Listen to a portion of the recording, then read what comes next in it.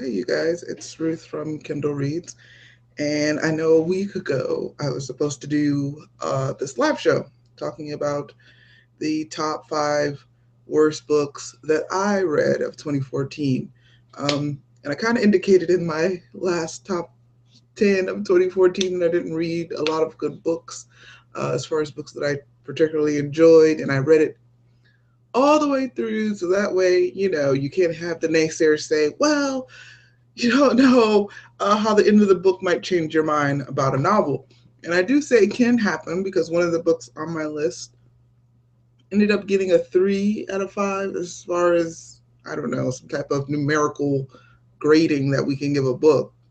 Even though the star rating doesn't necessarily always make sense, especially expressing how you felt about a book. But anyways, the book ended up getting a 3 out of 5. I think that's the best way we know how to quantitate things is in star ratings for now. I definitely think there's better ways that we can do it. But anyways, 3 out of 5. So the ending of the book somewhat saved the book that I didn't enjoy the book all the way through. It's almost like saying you go through a book 90% of the time you're killing yourself to read it almost, there's no anticipation to get back to the book.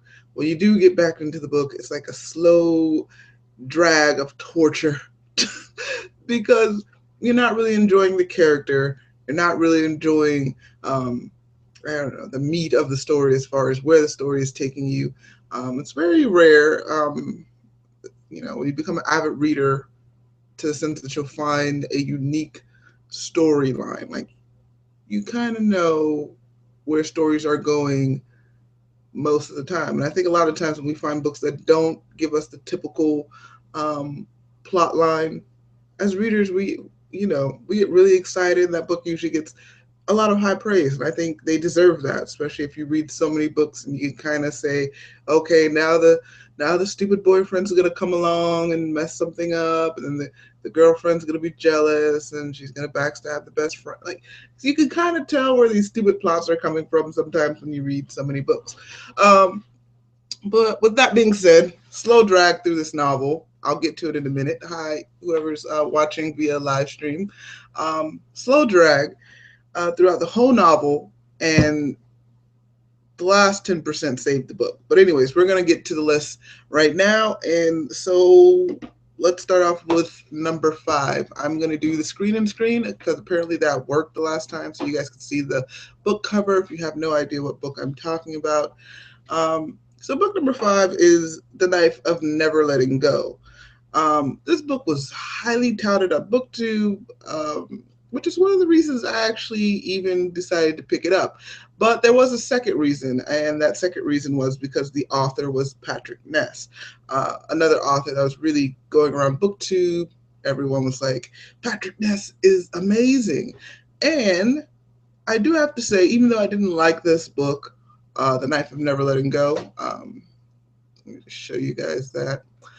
Um, I read one of his novels before that, which was it was like a short story. It was actually a prequel to this whole book series that he has. Let me show you guys a screenshot. Um, I know what it just did there. All right, so everybody can see. So that's the screenshot of The Knife Never Letting Go. It's part of this whole book series that we have called Chaos Walking. I guess it's a Chaos Walking trilogy because it's 3 books. And it's about this Todd. The thing is, the pretense of the story is amazing because the whole pretense of The Knife of Never Letting Go is that uh, it's all about this guy named Todd in this world where men can't they can hear each other's thoughts basically, and men are the only one alive and men are the only ones who can hear each other think, and you're thinking this is going to be a great perplexed story because then a woman or a girl pops into the scene and you're interested in trying to figure out how is this going to work. There's a what does this mean, and they can't read her thoughts. The pretense of the story is amazing. It's just over the top. But you get into the story, Todd is very slow, and that's because he doesn't have an education, which I understand as a reader. It's stated there that the boys don't learn how to read. It's just the character, there was just nothing behind him besides impulses. And his impulses led him to do the wrong thing. And then even his logic in the story would tell him to do certain things and he would not do it. And then when he did do it, it was for stupid reasons, just to push on the plot. I don't know. I didn't like it. And a lot of people loved it. And I think, uh, for me, that was the Achilles heel, being stuck in his mind too. The book was written in the phrase where you're always in Todd's mind. And if you're in the mind of someone that doesn't have much to say and everything he's feeling is very impulsive, it didn't leave me in a very intrigued anything. And I was really let down by that novel. So I know there's, people who love it, but for me, it just wasn't there. Um, Thanks for the couple people who are watching the live show. If you are watching, you can leave comments on the YouTube page. And if somehow you catch this thing later, you can always definitely leave a comment in the video and I will get back to it, letting me know what your worst top 5 books of 2014 was, because I'm excited, because some books that I have on this list, as I go up, people are going to be like, I can't believe you didn't like that book. And there's reasons, you guys. So let's move on to number 4. I don't know if this is any in particular order. I probably should have stated this, except for maybe the top 2 books. Those are probably the top books I didn't like, but these books are almost tied for, they just didn't do anything for me. And number 4 would be The Summer I Turned Pretty by Jenny Han. And this is one of the same situation with Patrick Ness. But I read something else by Patrick Ness and I loved it. I fell in love with his writing. I understand the beauty of his writing. I didn't necessarily fall in love with The Knife Never Letting Go, the whole storyline.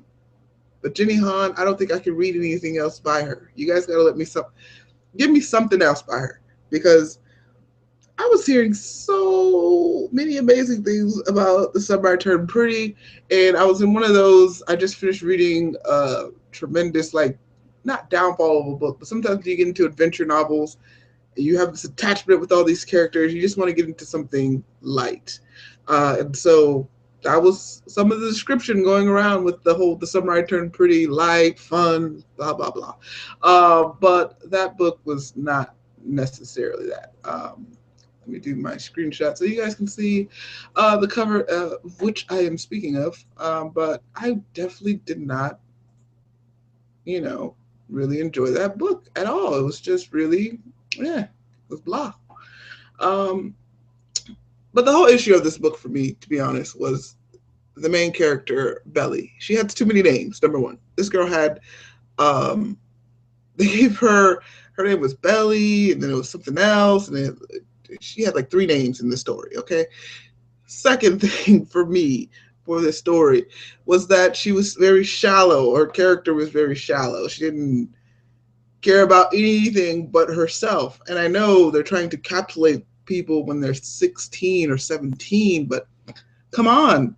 I had more breath to my thought process at that age than this girl. Nothing went beyond the breath of herself.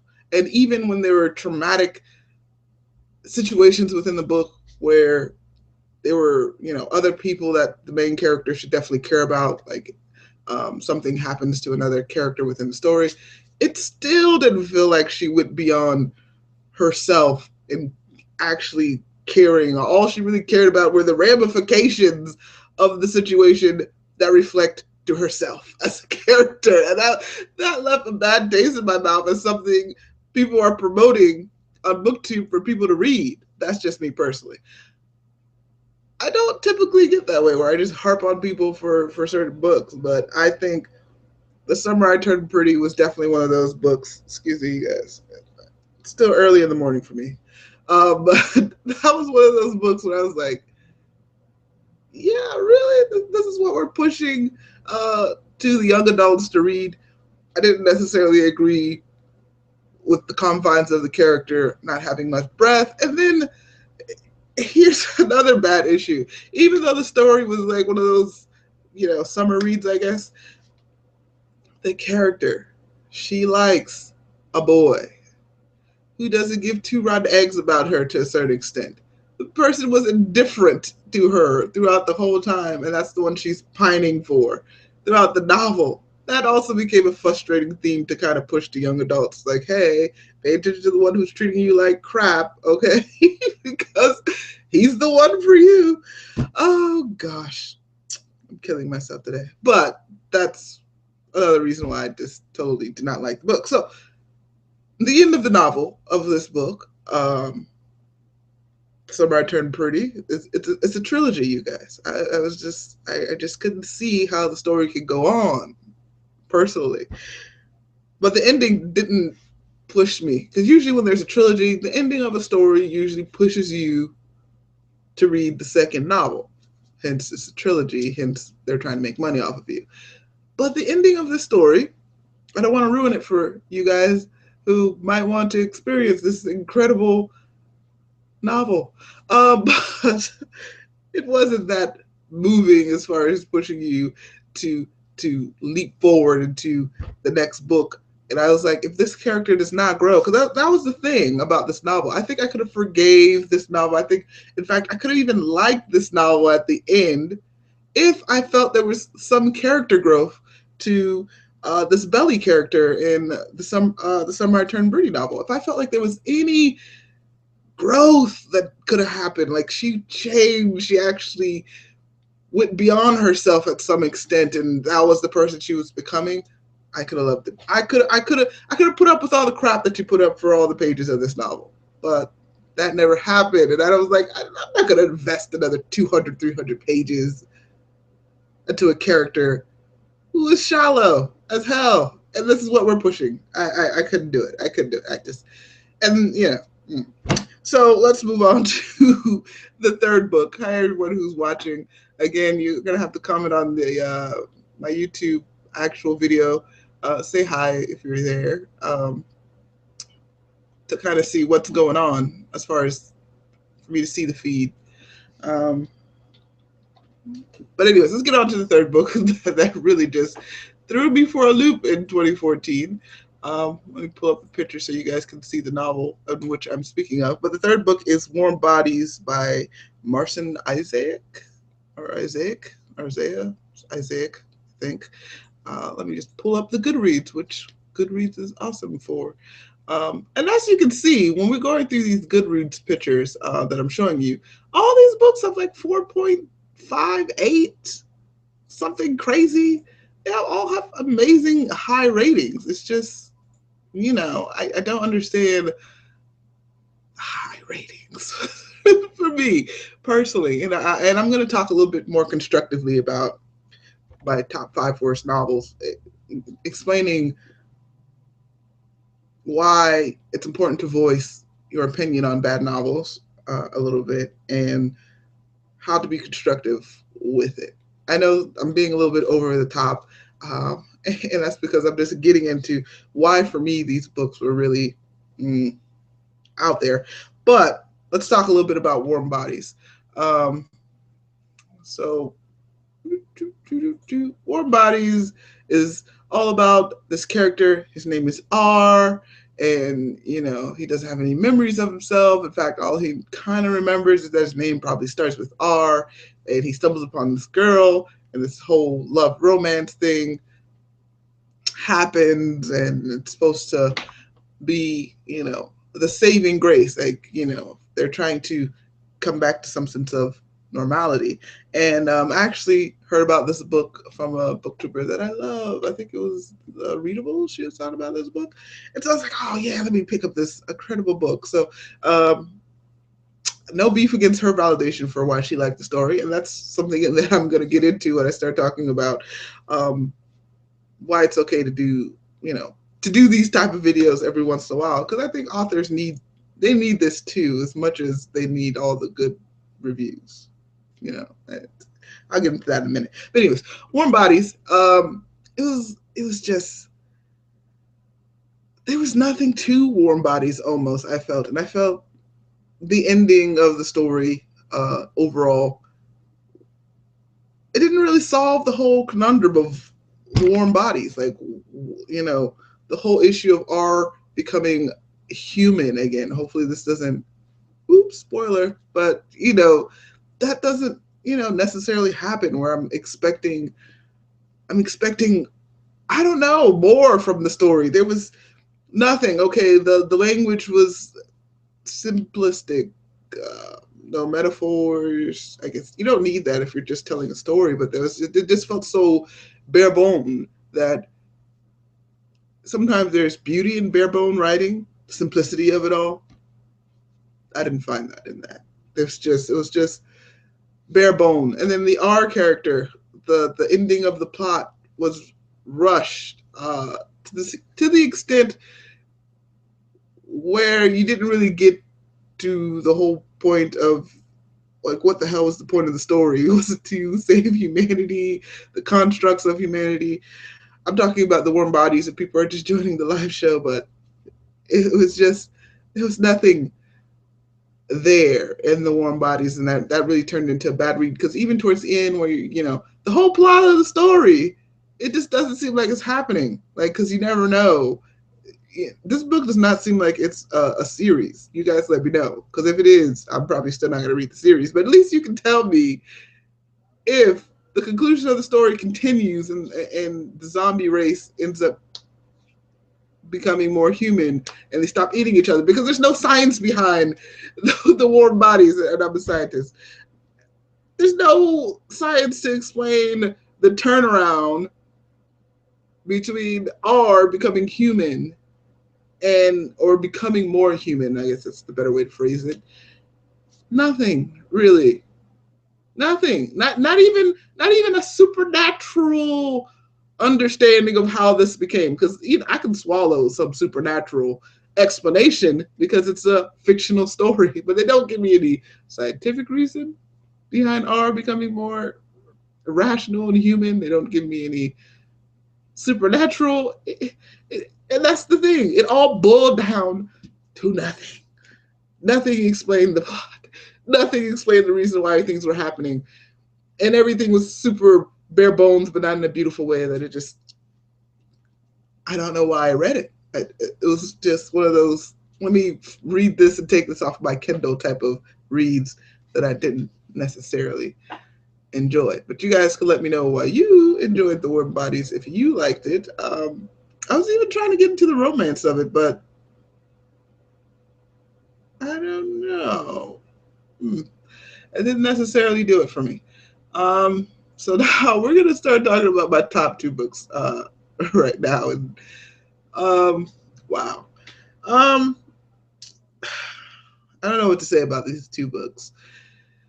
I do know what to say. It's just a lot of people did like these two novels, and for me, especially the first novel on this list, I think people are gonna be like, "Oh my gosh, you did not like that novel." It's like it's one of those.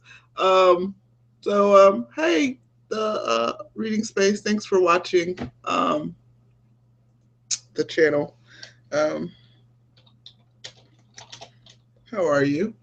Um, if I can type and talk at the same time. But yeah, definitely the first novel on here, people are gonna kind of shake their heads because it's one of those novels that won, all the prizes and stuff like that. But let's talk about number two. Number two on my list was Mr. Penumbris's 24-hour bookstore. I think if you go back to my earlier videos, but don't go back that far. I'll just tell you why I didn't like the book. But I did actually do a full-fledged review on this novel, and there was a point where there was even a rage break within this novel because I just couldn't understand. In fact, this book has forever changed my love of books about books, because let me pull up the picture just in case you guys don't know the book that I'm talking about. Maybe you've seen it on people's shelves and you're like, oh my gosh, this book. I want to read it because I see it on everybody's shelves, and I wouldn't necessarily suggest that completely. stupid screenshot is going crazy on me. So here it is, Mr. Penumbrous's 24-hour bookstore. And beautiful cover, by the way. In fact, if you actually felt the book, it feels amazing. And I found when I was at a bookstore that covers do have powers. They draw you, and even the plot of the story of Mr. Penumbra's 24-hour bookstore, which I'm going to tell you about, just in case maybe you haven't heard about the book, because I think this book was really talked about a lot towards the beginning of 2014, and towards the end of 2014, everyone did a review on it. Everyone gave it, oh, we love this book, type of thing, and then it kind of faded away from people's consciousness. But anyways, just for the synopsis of the story, it's all about this man named Clay. He loses his job. He ends up working in a bookstore that is called Mr. Penumbra's. Mr. Penumbra's bookstore. I believe it's a 24-hour bookstore. The name of the novel is kind of explaining it for itself. But anyways, after a few days, Kay discovers that there are some mysteries to this bookstore, some oddities to the bookstore, and then there is a whole secret bookstore type thing going on where there is some typography. I can never say that word correctly, but I don't know. And then there's elements of Google within the story, and yeah, for me, I just issues that I had with the story. Let's because I read it about this book before. Anyways, issues about the story was the Clay character. He was just a character. You'll notice a lot of times the theme of this top 5 2014 books is the character. And sometimes I can be forgiving of characters if there's a story, But if there's no story that's propelling me, and then bad characters just downhill. Anyways, so the main character Clay, he's not an idiot, but I think he's not all that he's portrayed within the story, because the story goes to high lengths to make Clay a character that you like. You know what I mean? Like he's supposed to be the likable. Everybody likes Clay. There's no issue with Clay, but he picks like a Manny Pixie girlfriend to be with, who is supposedly in Google. I never see the lady work, even the day that she takes him to work with him and within the story. But anyway, she works at Google, and she basically does all the coding to figure out, where this book is. He does do a level of coding, but then his level of coding with the novel is not that interesting. He does Ruby or something. He makes this whole little image thing, but nothing was gripping. Nothing was gripping. Even his best friend, who is the millionaire, of course, his best friend is the millionaire, and he uses him as a cash cow. And man, I'm about to go into a major rant right now. I need to slow myself down. But his whole pretense behind him being friends with this guy is over this book, which, as a book reader, you would love. You would love that you made a bonding friendship with someone over a novel. And that, in fact, booktube is it's like that. We make friendships over a common book that we love, or in this case, in this video type, a common book that we hate. We like, damn it, I can't stand this book. And you're like, yeah, you too. But yeah, anyway, so that's the pretense. He makes this billionaire friend, over the pretext of this book. I forgot, it's some dragon book or something like that.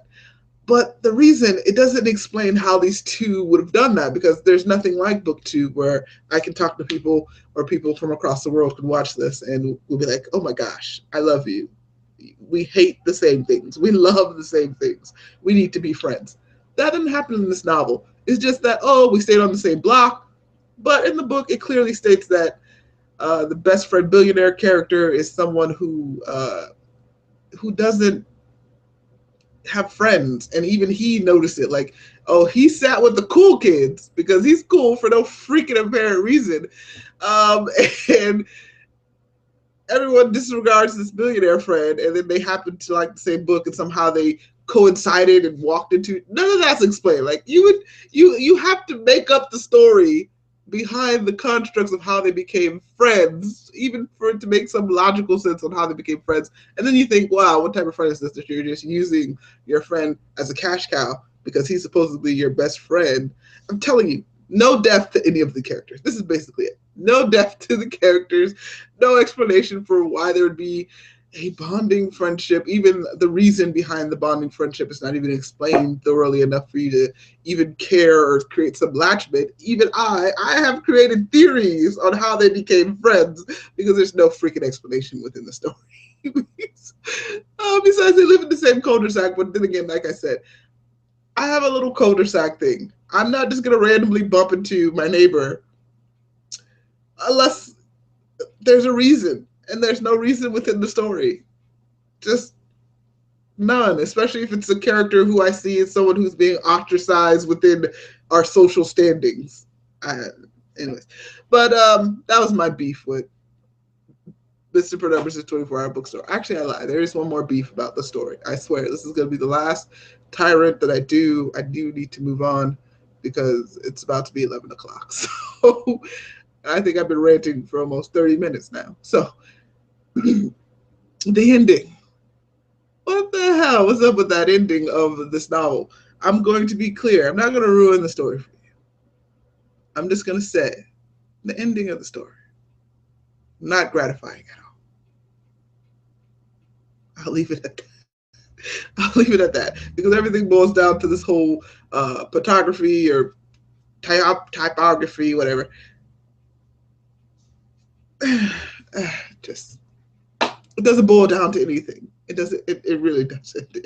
It just goes to justify this whole theory. And I'll say this: there is some interesting parts about Mr. Prenumptious bookstore, and the fact is, for me, the interesting character of the story were the actual customers of the bookstore, and that was it.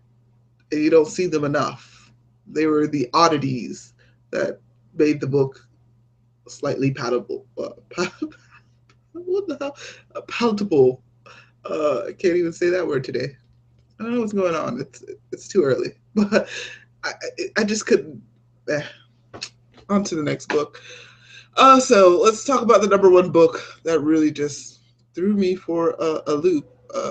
As far as okay, a lot of people love the book. I didn't, and I know this is going to cause somewhat of an uproar-ish a little bit because you're supposed to like this book. It's one of those books that everyone likes. You're supposed to like it, but that didn't necessarily happen with me, and that would be the brief and wondrous life of Oscar. Whoa, yeah, woo. I think it won something. It won a lot of awards. Let me put it that way. And I I struggled through this novel. I struggled. Let me show you a screenshot of the novel just in case you don't know what I'm necessarily talking about. Oops, sorry, you guys. But here it is: the brief and wonderful life, wondrous life of Oscar Wilde. Um, and basically, it's about this character named Oscar. You can read along with me. He's overweight. He's a nerd. He has this thing about J.R.R. Tolkien, and all this whole notion about finding love. And there's supposed to be some type of curse on him. This Faku or something. Don't know how you pronounce it, but yeah, he has that. Um, and let's get into this novel getting a 1 star. For me, I understand if you think perplexly about this novel, there is some good. There is some good within the novel. But a lot of times, when you read novels at face value, as far as when I consider face value of a novel is character, story, hence aka the plot, that's face value. If you can enjoy those two things, then you definitely have a good novel.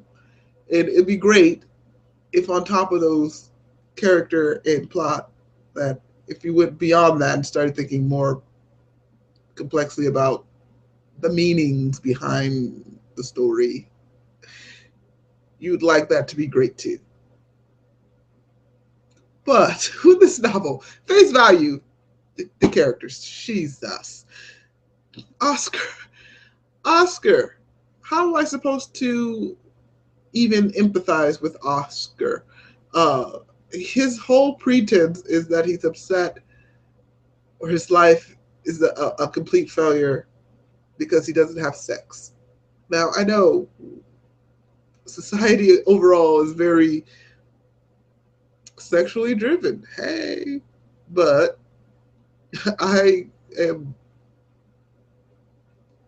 my values are not about chasing after sex and sex, sex, sex. No, it's not. So I couldn't really get along with this character who's just his whole objective and his whole reason for his level of depression is that he's not having sex. And that makes him the loneliest man in the world, unbefriendable, unworthy of. And that's my thing when you start thinking perplexly about the reasons behind his depression as a character, Oscar. That was, that for me was just something. It just I couldn't empathize with him. And even though there are moments in the book that kind of push you to empathize for our main character, it wasn't happening. Next, the whole curse thing. I don't know. Could also get into that. I think when I thought perplexly about that, or if you try to think more into the Dominican Republican, at least it gave you that. And I can say I did walk away knowing some lore from that culture, which was good ish. If I could bring that lore up in some type of conversational piece, which I don't think I'll ever just be chilling with some Dominican Republicans, and I'm like, let's have a whole conversation about the Khufu or whatever this ancient bad luck thing is. Let's just have a whole thing. Let's just have it out about this. The bad things that happened there. I think that's very important. But I think the way it was viewed, it was wrapped within this love story about a guy who couldn't get laid. I don't know. I think that's the whole issue for me. The constructs of what's supposed to push me through the story was just not enough to push me through the story. The character, Oscar, who I'm supposed to like, I love, well, I can't say I love J.R.R. Tolkien. I'll put it that way. I really do like J.R.R. Tolkien. I don't think I love him. I did read, The Hobbit? Yeah.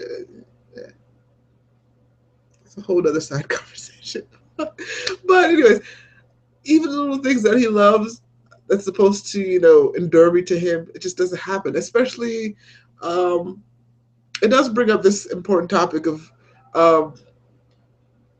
the culture behind sex and being wanted within that culture. Like if you're a man and you don't have a plethora of women, then you're not a man.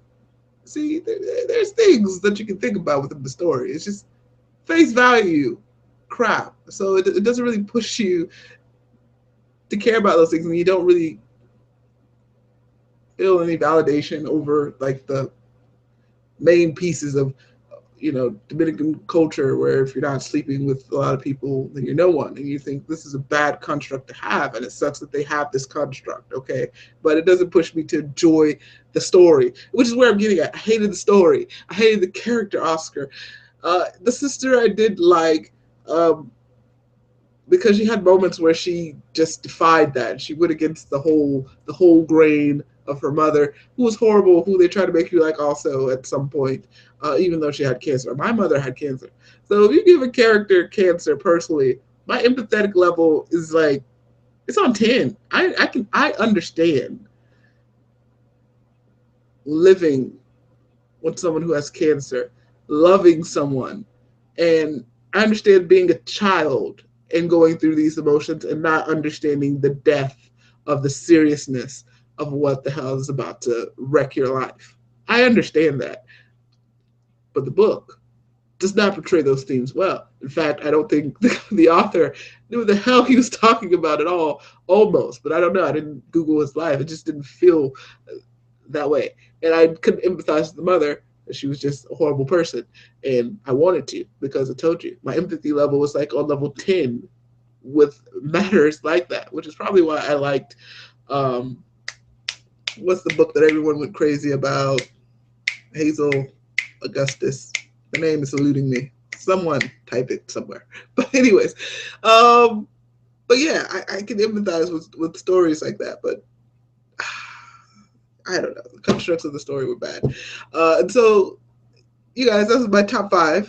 By the way, my top five worst books of 2014. I kind of ranted a little bit. It feels good a little bit to get that off my chest. Just get it off my chest. Let me check the Twitter. By the way, you guys can tweet me on Twitter if anyone cares to. Um, you can let me know if your worst books of 2014 also. You can tweet that to me or you can leave it in the comment sections.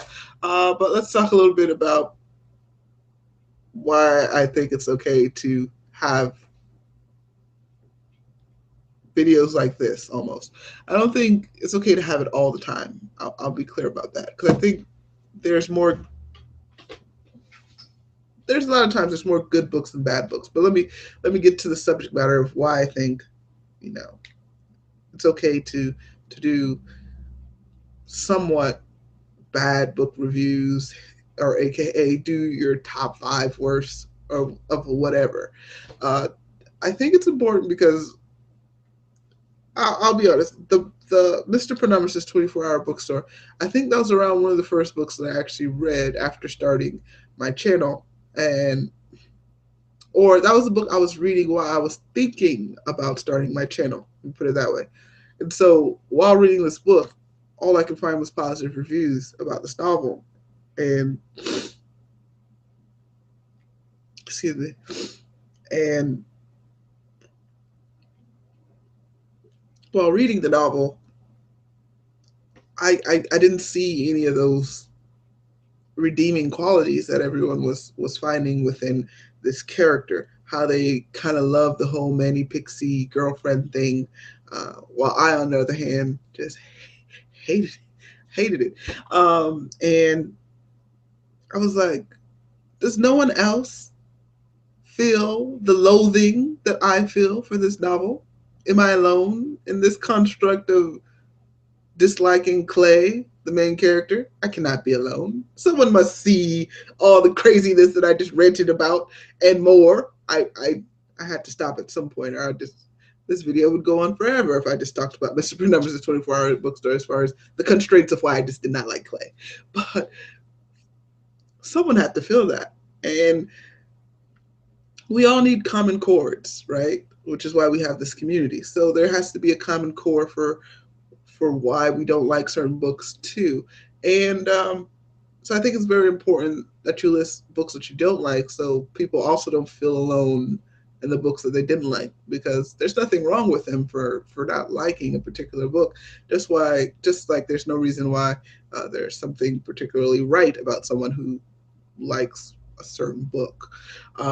Because I was doing a big hoopla about the Brief Wondrous Life of Oscar Wilde, because I definitely know there's a lot of booktubers that I adore, I completely respect, and they love the Brief and Wondrous Life of Oscar Wilde. They thought complexly about the novel, probably more complexly than I care to dive into the Brief and Wondrous Life of Oscar Wilde, and they loved it. They loved it, and I listened to their reasons for why they liked the novel, and I can agree to those aspects having value. And because I assign value to why they liked that certain portion, it explains off why they liked the novel. And it's like, all right, kudos to you. You like that book.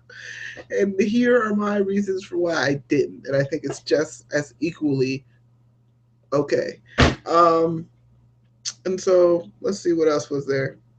And so, yeah, I think it's important that we have those moments where we can disagree on a book and where there's a group of people that disagree. And now let's think a little bit more complexly about why it's okay to do bad reviews or to voice your opinion on why you didn't necessarily like a novel.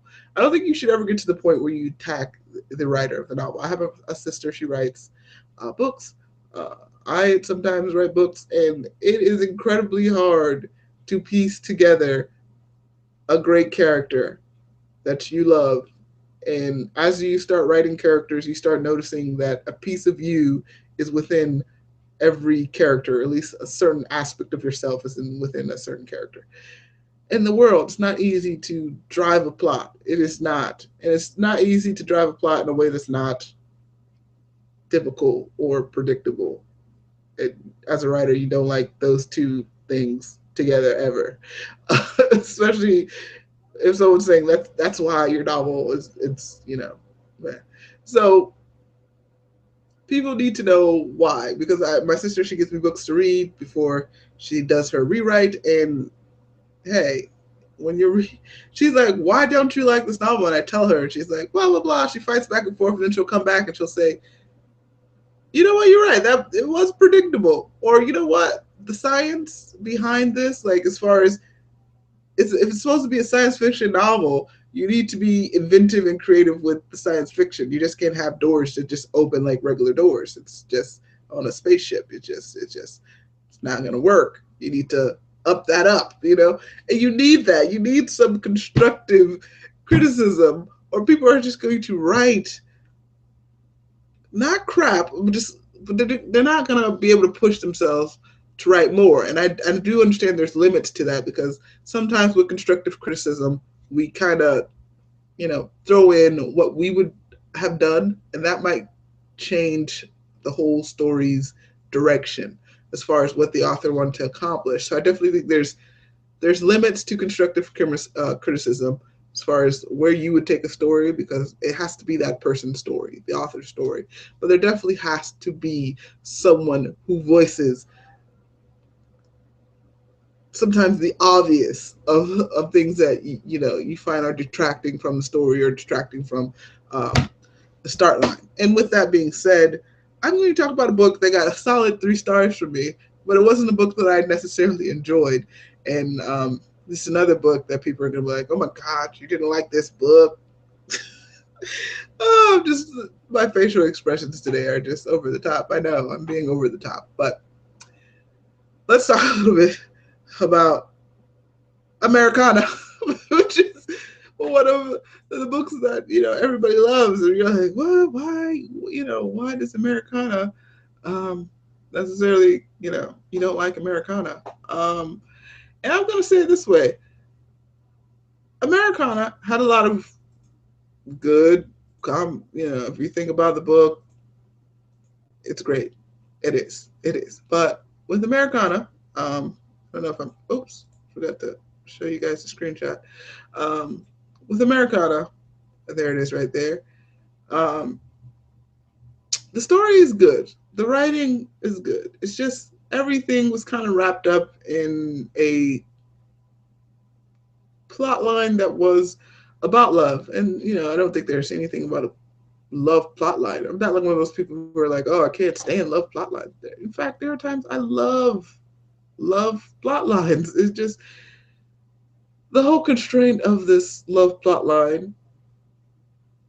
You knew where everything was getting. It's hard for me to read a book that I know where the ending is going. Like, and the author makes it clear that this is love story, and these two are going to get back together. So then, how are you supposed to care about any of the other relationships that they're forming that are just they're not going to last, they're going to fall apart?